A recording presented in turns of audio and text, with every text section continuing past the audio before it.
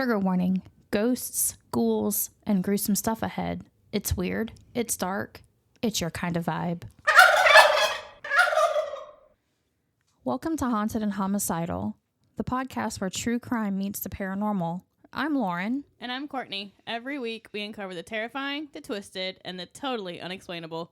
Lock your doors and grab your sage. Because things are about to get haunted and homicidal. Hey guys. What's up? What is up, my bitches? I guess that was funny. Laura's trying to kill me. Tell him to wait. It's not him, it's my grandma.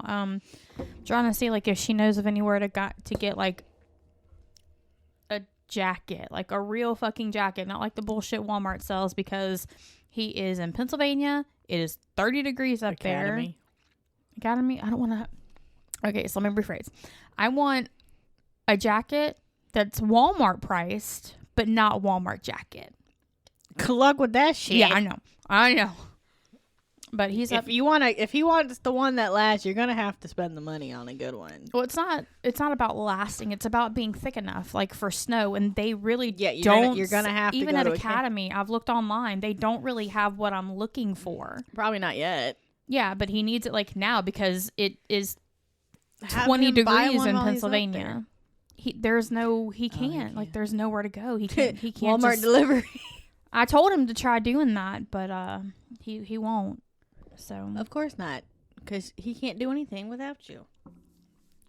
Well, he doesn't want to spend $30 on a jacket and $30 on Uber because where the truck stops are that he has to go to are so far away from anything. Yeah. But a lot of the states have like a no idle law where he can't idle his truck, so he gets no air conditioner in the summer, no heat in the winter. I mean, it would be like only like an overnight stay, but I'm trying to find him like a decent jacket. What is it, Mish? Okay, so I guess since we Hi, Mish. spend some time talking about that, because this is going to be a pretty short episode, but just like with Halloween, we're kind of keeping it Thanksgiving themed, related. Mine didn't happen on Thanksgiving Day, even though this says it did. It didn't. That's the day after, I think. No. Ignore me. But we're still keeping it Misha booty. Thanksgiving themed. Get the booty. Get the booty. Get the booty. Get your baby, Mish. Okay, so again, this is gonna be like not like Halloween, but it's gonna be Thanksgiving themed. They come out. We're recording this like super early. It's not even Halloween yet, so Halloween is next week. A week ago yesterday, and we're recording early, like extra early, because Courtney over here is going to be gone for the next 2 weeks, which is okay because my husband comes home Halloween weekend, and so I don't want to do anything. I want to be able to spend time with him because I was so busy the last time he was home, and he'll have been gone for almost an entire month. He'll have been gone 26 days. Well, technically it's 3 weekends because the first I'm doing a birthday party for a little tiny child. A tiny child? Yeah, that kid's in love with me. I'm his favorite person. He used to call me because he's 5. And when he like he loves me more than he loves his own uncle. Oh. Like I'm his favorite person. So I went from, because he couldn't fully pronounce my name. Mm-hmm. So I went from, what do you call me? He called me like 3 different things. I went from Courtney to Courtney to my Courtney. Oh.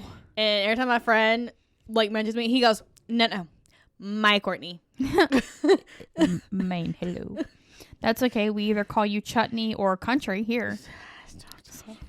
Look, the Chutney, that was like the funniest one.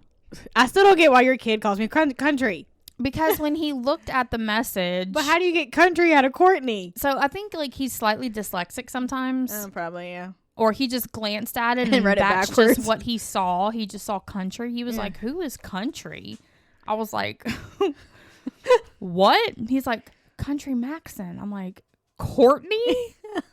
But yeah, London's probably going to call you Chutney forever. Yeah, when she texts me, she goes, hey, Chutney. Yeah. Yeah, because I got the birthday party then. I got the Renaissance Fair the 8th. And then that stupid work thing that weekend. The same weekend or the next weekend? The next weekend. Oh, so 3 weeks. Yes. I mean, we can do the second, but I can't do the first. Oh, wait, no, he's home. Yeah, so we're not doing anything this weekend. Yeah, so that's technically 3 weeks. Like, not the 9th or the 16th? No, I won't be back. For this one, yeah. But what about this one? I'm at work. Okay. Well, that should be fine. Yeah, because it's literally Thursday through Sunday. We are, like I said, we are ahead because we have some things coming up where we're not able to record because we both work fucking full-time jobs and we have busy lives, and we record when we have availability. Because I'm also dog sitting this weekend. Yes. So it's a thing. It's a whole thing. Misha's mad at me because I smell like other dogs. But we are we're making sure that you guys have listening material for your earballs. Yes. So I guess we will go ahead and get into it. So this week I am going to talk about Joe and Lisa Guy. They are not the suspects, but they are the victims. So on November 26th of 2016, 61-year-old Joel Guy Sr. and 55-year-old Lisa Guy were murdered and dismembered just 2 days after Thanksgiving. Oh, that's recent. Yeah. 9 years ago. Dang. Yeah. They lived in Knoxville, Tennessee. Joe Michael Guy, who is the dad, because there's like Joel Guy and then Joel Guy Jr. Wait, so who died? The parents. The parents, okay. So Joel Michael Guy Sr. So I'll just say like Guy Sr. or Guy Jr. Just, differentiate between the two. Guy Sr. was a pipeline engineering designer. Lisa was a human resources accounts payable administrator at Jacobs Engineering in Oak Ridge. So basically her job was like accounting. Okay. Like I don't know how to explain it, but accounts payable is like when you have other companies that you kind of like collaborate with and they ship stuff into you, you sell it or you use it or whatever. That would be like the accounts payable. So Joel Michael Guy Jr., this is why it's confusing, because it's the exact full same name, obviously. So we'll just call him Guy Jr., was born March 13th of 1988. He was one of 4 children. He did have 3 half-sisters. He was called Joe Michael to distinguish him from his father. So throughout here, I might say Joe Michael.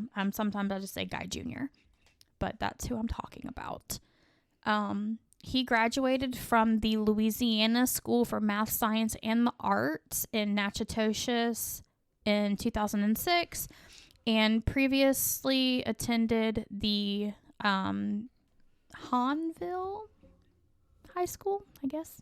Hahnville with an H. I wouldn't think Han, right? Okay. I would think. I think Han, yeah. I had to look at it. I was like, yeah. He previously attended Hahnville High School. He had never worked, like, at all. Okay. Never worked. Must be nice. Never worked. Must be nice. And had always been supported by his family. He was described by others as distant and an outsider, and never bothered to establish a relationship with anyone in or outside of the family. Like, he never tried to connect with his sisters, with his cousins, uncles, aunts, anything like that. He was just basically like a loner, and his mother doted on him. Okay. Because he was the only boy. He spent 1 semester at George Washington University, then attended Louisiana State University as a student and lived in Baton Rouge until the murders in 2016, ostensibly training to become a plastic surgeon, but he eventually withdrew from college. Because that required for him to work. Yeah. He spent 9 years total in college, but did not graduate from any of the colleges he attended. So then what was the whole point? I don't know. But that's like a waste of money. His parents financed most of it, so he didn't care. It wasn't his money. He didn't have to worry about it, right? That's some bullshit. Yeah, like I would go to school forever if somebody else would pay for it. So, by the time he was 28, he had still never had a job. Bruh. I was working at 16. Bruh. Yeah. So. I was babysitting when I was 12. Right. So, I mean, like, you think about it. He has been babied and taken care of all of his life, right? Did he kill his parents? Yes, he did. Oh! Yep. So it doesn't make any kind of sense to me, like zero. Well, it kind of makes sense a little bit later of like his motive behind it, but like not really because they were the only ones taking care of him. So like exactly, like why would you kill your pretty much bank? Exactly. So when Joel Sr. was fired from his engineering job, he knew he should cut his son off. So here begins the problem. Lisa was still working, but she was earning a modest salary, and they just wanted to retire. Like, they had enough money to retire on. They wanted to go ahead and just... He lost his job. He's like, okay, it's time, you know. But they couldn't retire and live comfortably while also taking care of Joel Michael. Good for Dad. Let's cut his ass off. Good job. Yes. The guys had recently placed their house up for sale and planned to retire to Surgeonsville. Yeah, we'll go with that. Joel Michael and his 3 half-sisters attended what was to be the last event at the Knoxville house, which was Thanksgiving on Thursday, November 24th of 2016. Everything went off without a hitch, after which the 3 daughters, you know, went back home, but Joel Michael decided to stay for a little bit because he didn't have to be back.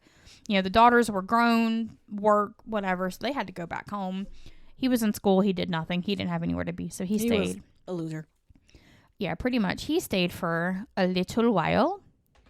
So on November 26th, in the morning, Lisa went out shopping, and Joel decided it was time to act. His dad had stayed home. He was working out in their home gym.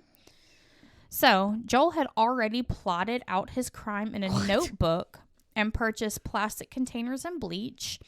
He had detailed notes outlining his intent to murder and how to destroy the remains of his parents. Joel Jr. walked upstairs and knifed his father to death in their exercise room. The blade pierced his lungs, his liver, his kidneys, and broke several ribs. What the fuck? Yeah, the body was riddled with defensive wounds. So that basically means he fought back. What? Yeah, I would too if someone's coming at me with a fucking knife. This dude's crazy. Yeah, so that means, like, he fought back. He, like, just one stab didn't kill him. He fought back. The crime scene showed evidence of a struggle with torn blinds, blood on the wall and corner, and an overturned Bowflex machine. So he fought back hard. He did, because them suckers are big. Heavy, and they're heavy. Yes. Heavy. Unknowingly widowed, Lisa returned home and was similarly ambushed. An autopsy would reveal that Joel had severed 9 of her ribs. 9. What the? Do you know how much force that takes? Bruh, and your mother babied your ass and you gonna do that to her? What the hell? Right. And it never says, like, the mom agreed with the dad's decision to cut him off, you know, because she was still working, so... She's not going to because she babied his ass. Yeah, and it may have been a situation like, well, I'll keep working because I'm not ready to retire yet, and I want to take care of my baby. That's 28. Who clearly needed more than fucking babying. Mm-hmm. She did this to herself. Yeah. My life. Oh my God. So... there's that. It doesn't, like I said, it doesn't get into it. That would be my theory, you know, and especially confusing. Like, if that did happen that way, like, he murdered her. Exactly. Like, so before returning to his apartment on November 27th, the following day, Joel Jr. cut his father's hands off at the wrist. And severed his arms at the shoulder blades. He then severed his legs at the hip with the saw and severed his right foot at the ankle, leaving it in the exercise room. What? Mm-hmm. What? Joel then cut his mother's body up in an identical fashion, except he also decapitated her. Oh my God. He placed his parents' torsos and limbs into 2 45-gallon plastic containers full of chemicals and turned the thermostat to 90 degrees. What the hell? While the investigators finally came, you know, while this was happening, like after the murder and everything, and they were investigating, they found Joel's notebook. Dumbass. In this notebook, for the reasoning for the 90 degrees, is that in the notebook, he explains that this speeds up decomp and might, quote unquote, melt fingerprints. So. Did it though? Did it melt fingerprints though? It never says, but I don't think so. I don't think that's how that works. Okay. But it's 90 degrees in this house. He's thinking that is going to help decomp the bodies where they may not be identifiable. The smell. Oh my God, the smell. Yep. We'll get to the smell in a little bit. Prosecutors would call those vats of dissolving body parts a quote-unquote diabolical stew of human remains. Ew. So, Lisa's boss, Jennifer Whited, was suspicious of her absence from work because she never missed work. Even if she was sick, she was at work. So, she called the police for a welfare check because this was like that Monday or Tuesday or whatever. She'd not come to work, and that's just not normal. At first, Knox County officers Stephen Ballard and Jeremy McCord and others found a seemingly empty house on Golden View Lane, which is where they lived. The property was for sale, but there was no real estate lock on the front door, which meant they could probably easily gain access. They soon discovered the back door knob had been removed and installed on the front door. What? Yeah, I don't understand that either. That was Joel did that. Okay. Yeah, I don't know. Through the front door, they could see groceries on the floor, including perishable items like bacon, sausage, and ice cream. So, red flag. They're ding, ding, ding. Something is amiss here. Through the hole left by the missing bad doorknob, they could sense heat. So, from the door, they could feel like it was really, really hot in that house. And a strange smell was emanating from the house. You can only... I don't know if you've ever smelled decomp. But that is a smell that is, 1, undeniable, and 2, unforgettable. That's gross. It is a sickeningly, decayingly sweet smell when it's like a human or an animal. That's gross. Think like rotting food, but with something super sweet. It's just like this sickening, like when you smell it, you know there's a dead body. Yeah. Something bio, you know. So they smelled it. And then from like another angle, they could see the groceries. So they could see it like through the front door in that hole that was left by the doorknob. An officer used a garage door opener in one of the guys' car to gain access to the house. So the cops were like, something is not right here. Yeah. The officers were like, let's check their cars, see if we can find a key to gain access into the home. I'm sure they knew at that time what they were smelling. So that would have given them probable cause to break the door down and enter the house. That would have been exigent circumstances where that would be a lawful thing that the police could do, especially because they were there for a welfare check. So they checked the cars. They found the garage door opener. So they used it. In the garage, they first discovered a table with the guy's wallet and a sledgehammer on top, and then another with long guns. Downstairs, the stove was on, and the contents of the pot were boiling. We will talk about the contents of the pot in a little bit. They ascended the stairs, hearing an Wait. We will talk about the pot in a minute. We're going to get there. I know this story. Oh my God. Yeah, I'm sure you do. Now that you said, Well, there are several stories, murderers who have done the pot boiling stuff. But yeah, you're probably thinking in the realm of what is on the stove. So, my eyes twitching. At the bottom of the stairs were the grocery items seen earlier. They ascended the stairs, hearing an intermittently barking dog. He left the dog? I don't know if it was their dog. It never says their dog. It could have just been like a dog. It doesn't say they found a dog though. I mean, and they may have. They may have found a dog. But it was alive, barking, obviously. You know, so whatever the situation. They looked down the hallways and saw Joel Guy Sr.'s severed hands on the floor, and then discovered the corpses in a chemical solution in the bathroom. Officer McCord stated, quote, "Walking through the downstairs of the house, nothing made sense to me. You can see straight down the hall, and I saw hands, not connected to a body. At that point, the other officers held the hallway, and we started doing standard building clearing. I will never get those smells out of my head or my dreams." I wouldn't either. The walls were covered in blood, and the floors were littered with blood-drenched clothing. Among other items investigators found at the home were sewer line cleaner, a bag of baking soda, drain opener, a bottle of muriatic acid, lye, hydrogen peroxide, several bottles of bleach, a spray bottle, a pair of gloves, and trash bags. Investigators also discovered a note in an open suitcase with the name and an address of a Louisiana hardware store, along with a notation about sewer line cleaner. The toxins required biohazard equipment for removal by the Knox County Sheriff's Office's hazmat team. Due to the volume of evidence found, KCSO's forensic unit worked throughout Monday night and into the following day processing the crime scene. So he killed them on a Saturday. They reported the welfare check on a Monday. Okay. So Saturday, Sunday, Monday, for 3 days, they were decomping and there was something on the stove boiling. Oh, that's gross. That's gross. That's so gross. The FBI, Knox County Sheriff's Office, and the East Baton Rouge Sheriff's Office placed Guy Jr. under surveillance for a few days and apprehended him on November 29th as he was entering his 2006 Hyundai Sonata in the Nicholson Drive apartment complex parking lot in Baton Rouge. A meat grinder was discovered in his trunk. Guy Jr. pled not guilty, yet filed a motion that he be given the death penalty if convicted. Guy Jr.'s defense counsel, John Halstead and Jonathan Harwell, presented no evidence on his behalf. No evidence. The prosecution was led by Leslie Nazios and Hector Sanchez. His notebook was the biggest piece of evidence the case had, which the idiot left fucking behind in the home. Dumbass. Left it behind at the crime scene. Dumbass. It not only detailed how he was going to conduct the murder, but how to cover up the evidence. He considered flooding the home to quote-unquote cover up forensic evidence and set up an automated text from his mother on Sunday to quote, prove that I was in Baton Rouge and she was alive.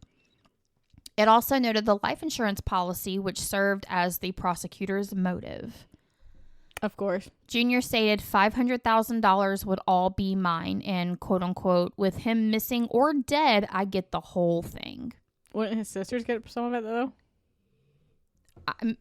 Maybe. The sisters could be from the mom's previous marriage, so not his biological daughters. But yeah, he was under the impression that he would get the whole thing. Whether or not that was actually the case, that's just what he wrote. Probably not. So, I don't know if y'all can hear that, but Misha is snoring so hardcore loud. snoring. She's seepy. She's hardcore snoring. Oh, goodness.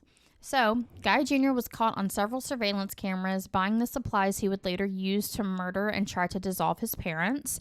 He used cash for every transaction and self-checkout most of the time, which, clever. Yeah. There's not really any way to track that. He thought he was wrong, but, you know. He bought supplies for murder as early as November 7th. So this was not like a spur of the moment thing. He got this shit. It was planned. Yes. Purchasing several items at an Ace Hardware store in Napoleonville, including the muriatic acid and food-grade hydrogen peroxide. On November 18th at Home Depot, cameras recorded him buying the bleach sprayer, extension cords, and a timer. At Academy Sports on November 19th, he was seen buying the knife. On November 21st, cameras captured Guy Jr. at a Knoxville Walmart buying the blue totes. That says toes. Buying the blue totes. He was seen at Walmart after the murders in the first aid section of Walmart, obtaining bandages and ointment along with isopropyl alcohol and hydrogen peroxide because during the assault on his father, because his father fought back hard, Guy Jr. sustained several cuts to his hands, including a deep gash to his left thumb. So he was there getting shit to doctor up the wounds that he sustained while murdering his parents. Okay. So, in the pot was his mother's head. Yes. He was trying to boil away the evidence. Yeah. And that is what the police officers remember the most about this. Because I want to say some crime show I watched, they did like an episode that was like similar to like yeah, and there's a lot. There's a lot. I think it was Criminal Minds. I think like Dahmer boiled heads and Who else? A lot of the cannibal Yeah. type killer people boiled the heads. It's just gross. It is gross. It is very gross. But he loved and respected his parents so much that he dismembered them and cooked them.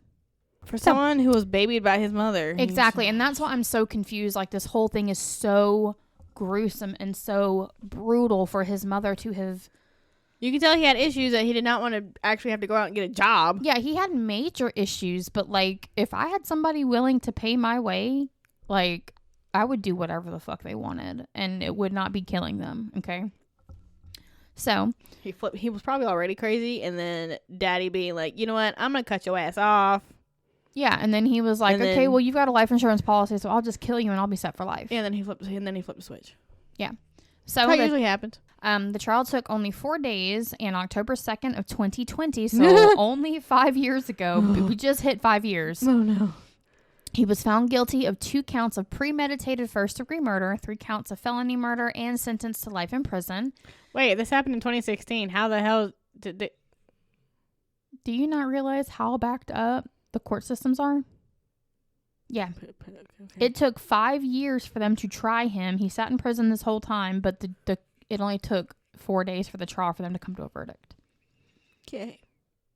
So, how long ago was it? That guy that murdered Officer McKeithen. He's not been to court yet. Hmm. Yeah. They Hmm. keep pushing it back. Oh. So, yeah, these things take years. It's not one done quick and thank you. It's not like Lizzie Borden where she was tried 2 days after the murder Okay. in the 1800s. No, there are so many people in jail right now for heinous crimes that they're still, Yeah. you know. He was also convicted with 2 counts of abuse of a corpse in April of 2023, so just 2 years ago.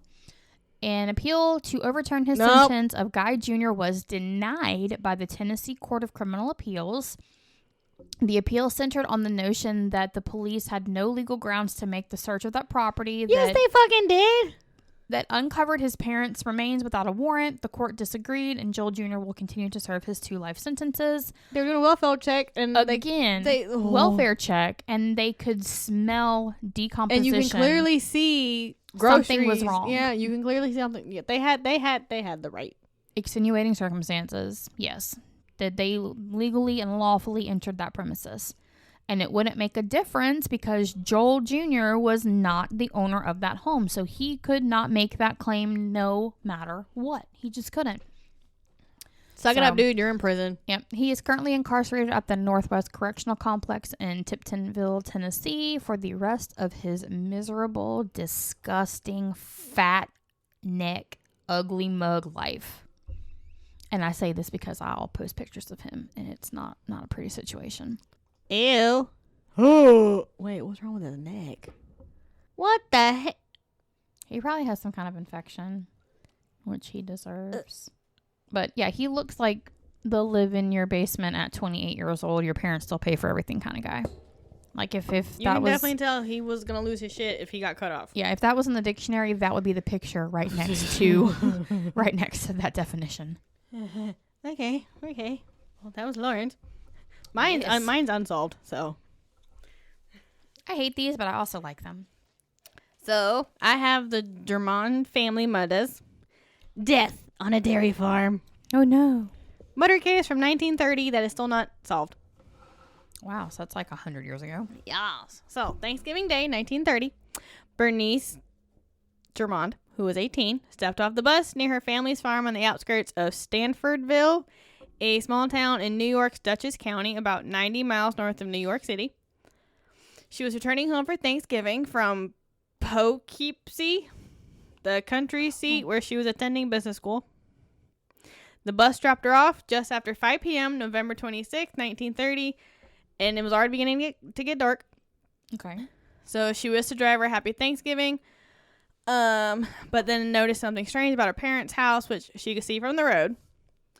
Looks like nobody's home. The house is dark, she commented. To herself. Okay. And then made her way to the farm, or I think to the bus driver. Yeah. And then made her way to the farm, and it was the last time she was seen alive. Oh. And 2 days later. And so the dad was named James Husted, was his nickname. And Wait. His nickname was Husted. I guess because it says James. Does that mean anything? Okay. Okay. All right. Well, go ahead on. Husted. Yeah. And he delivered milk to the boarding company dairy. And he was supposed to deliver milk that day. Mm-hmm. He hadn't shown up on Thanksgiving, which was unusual enough for the employees to comment on. But when he failed to appear, like the few next days, Williard Coons, a boarding employee, was sent to the farm to check on them. So Coons arrived just after 9 a.m. He didn't see anyone in the yard, got out of his car, and began poking around. He heard the hum of the milking machine and the lowing of the cows and found the herd in the barn in bad need of milking. I was about to ask you if there were cars in 1930. There were cars in 1930. I was like, were there cars back then? I did say he got out the car. Yeah, I was like, did she mean horse and buggy? Because this is like the 1930s. But yeah, They had cars. Never mind. Just kidding. Keep going. Yeah, because they have a milking machine.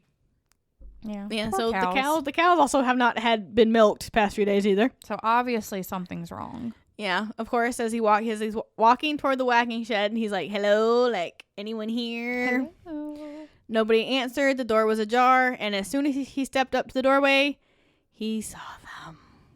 Oh, like in the home or in the barn?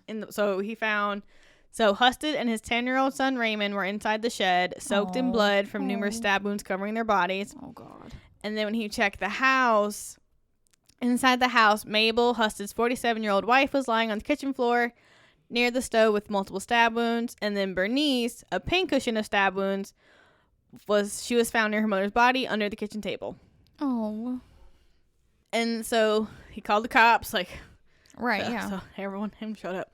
So it was a hive of activity with everyone trying to make sense of the brutal murder that would be billed by the press as the worst crime in the county's history. And of course, it didn't take long for an army of reporters and nosy neighbors to show up and disturb the crime scene, which was already failing to provide much in the way of clues. Yeah, in the 1930s, they did that shit. Like bitch. they would come over after the police had taken the bodies away and start cleaning the house, getting rid of all the evidence that could possibly, like in the 1930s, you really couldn't do a whole lot anyway, but... Or be like, oh, what happened in here? Yeah, they'd come over and just contaminate the crime scene. Like, bitch, get the fuck out. This is a fucking even crime if the police scene. could find something, it was contaminated by the neighbors or the reporters. Yeah, exactly. It was fucking... And they didn't have, like, police tape like they do today. They could just freely walk around. Which I'm like, why would you fucking go into... Why would you do it anyway? Exactly. Okay, so I can't say, you never know. The murderer could still be there and you could be next. Yeah, I can't say, like, I wouldn't be morbidly curious and, like, want to peek my head in. But, yeah, we were allowed to just do what the fuck ever.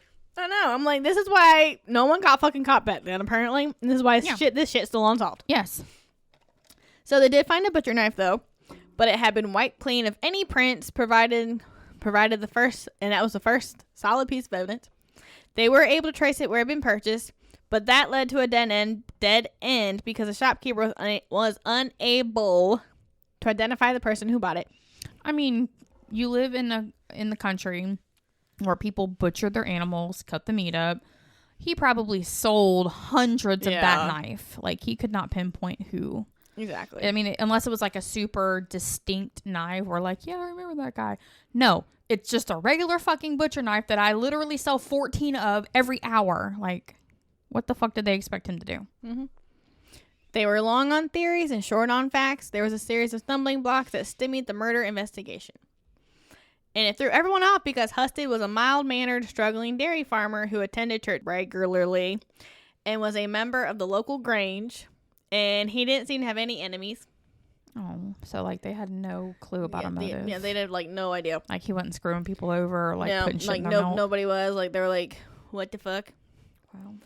She's loud. I don't know why she's snoring like that. Did she not sleep well last night? She seemed to have slept fine. She woke me up at like 6:30 this morning, like knocking on the door with her teeth because she had to go potty. I was like, what the fuck is that? And I noticed she went on the bed and I'm like, you have to go potty? And she like jumped up on the bed and like looked down at me like right in my face. Like her jowls hanging over. And I'm like, okay, let's get up. We'll go potty. She's like, bitch, yes, I gotta go potty. I have not ever seen her get to the back door that quick before. She had to go bad. She had to poop. Like she stood there hunched over for like... She wouldn't go out last night. Why? I don't know. She doesn't like the dark. Let's look at the flashlight. I have a porch light. It's not good enough. Yeah, I don't know. She didn't want to go out. I tried to get London to get her out. She wouldn't go. So she like really, really had to go. Poor baby. So among the many working theories the investigators pursued was one about a mysterious stranger who had allegedly been seen walking near the farm around the time of the killings. Okay. The suspect was Florentine Mendy. A female? It was a he. Oh. Florentine. And he was eventually picked up in a Brooklyn pool hall by New York City police and hauled upstate. He was released after none of the witnesses who had claimed to have seen him walking near the farm could pick him out of a lineup. Okay. And, of course, other leads went nowhere, including long-shot theories about a vengeful suitor of Bernice, disgruntled hunters who had been fined after being caught hunting near the farm, an angered road worker who had been fired for making a pass at Bernice. None of these leads panned out. So Bernice must have been good looking if all these men were like, what's up? The family was laid to rest on a bitterly cold day in early December. Oh. They continued to chase down tips in a case that had gained national notoriety, then stalled and became a hot-button political issue. Authorities offered a $25,000 reward. And that was a lot in the 30s. That was a lot. For information leading to the arrest of the killer without result. And then around this time, Governor Roosevelt, who was from Dutchess County, stepped in at the behest of several prominent local residents who were dissatisfied with the handling of the case. Mm-hmm. He ordered the state's attorney general to take over the investigation. Dutchess County DA John A. Schwartz, a Republican running for re-election, believed the move was politically motivated. What? Yeah, he was like, he doesn't really care. He's just doing this to show that because he wants to be elected for president. Wait, what? The murder was politically motivated? No, so Governor Roosevelt was like, we need to... Oh, so he only, quote-unquote, cared because he was trying to get reelected. That's what the Dutchess County DA, John, I was confused. said. I was like, why would the murder be politically motivated? Like, it didn't seem like they were doing that kind of stuff. He said he was just trying to make it seem like he cared. Oh, okay. Yeah. So, chairman of the county Republicans, Frederick H. Bonnecue, went even further in his assessment of Roosevelt's decision, calling the governor's meddling mean and picayune politics and merely a move to get votes. Okay. It was mean? Yeah, they said he didn't really care. He just wanted to seem like he cared to get votes, is what they were saying. That's why he did it. Like, it's unethical, but I wouldn't say it's mean because he's like, hey, like, we need some kind of resolution. Yeah. Whatever the motive behind it was, they needed a resolution. They needed to find who this murderer was because I can imagine this community was terrified. Yeah. They killed everybody. And they did it in two different places. Exactly. They could have just killed the two in the shed or the two in the house, but they made sure the whole family was dispatched. Mm-hmm. I would be scared to death if that happened anywhere near here and they didn't catch the murderer. Mm-hmm. I'd be like, I'm boarding up my windows, locking my doors. We're just going to starve or eat the cats until they catch somebody because I'm not leaving my house. Yeah. And it wasn't until February 1933, more than 2 years after the murders, that Sheriff Oakley Cookingham was able to make a case against the Germond's neighbor Arthur Curry, a 46-year-old with a violent history who Cookingham had come to believe was behind the killings. Obviously, that didn't pan out since it's an unsolved murder. Wait. Okay. Curry has served time for assault and had explosive temper. He was a chicken farmer, barber, roadhouse operator, and possibly a small-time bootlegger. What? He was a jack of many trades. Yes. Chicken whatever. Chicken farmer, barber, roadhouse operator, and possibly a small-time bootlegger. Look, he's like, come get some eggs. I'll cut your hair. You might get some whiskey. Yeah. Moonshine. And if you say no, I'm going to beat your ass. Yeah, pretty much. Okay. Investigators learned that on the day of the murders, Curry had told his wife he was heading over to see Husted about some money he was owed. Uh-oh. He came back around 6:30 p.m. within the time frame of when the murders took place. Later told his wife that he'd seen Husted that day, but hadn't been able to collect what he was owed. Cookingham's case against Curry was circumstantial and on the weaker side, but the sheriff pressed ahead anyway. March 9th, 1933, Curry was charged with murders, but it didn't take long for his defense lawyer to seek a dismissal of the case for lack of evidence. Yeah. Hearing was held in Poughkeepsie on April 3rd. It didn't go well for the prosecution. Yeah, I don't think so.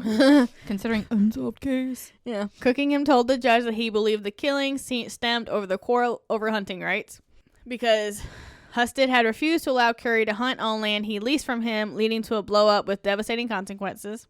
Wait. So, Halstead leased the land from that guy, or that guy leased it from? So, I guess Curry leased, because it makes a difference who the initial owner of the land is. So I think Husted had the land, but wouldn't let Curry hunt on it.